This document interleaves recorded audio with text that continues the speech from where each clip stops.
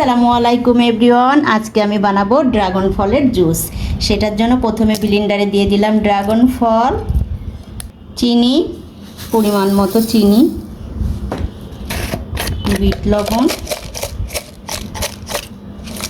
লবণ আর পানি।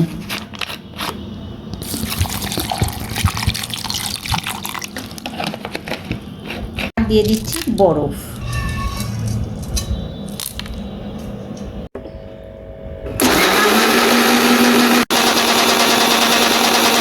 আর দিয়ে দিচ্ছি লেবু।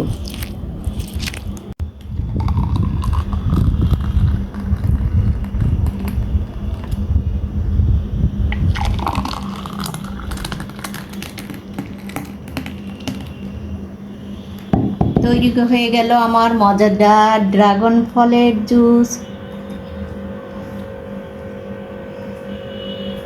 সকলের সুস্থতা কামনা করে বিদায় জানাচ্ছি। আল্লাহ হাফেজ।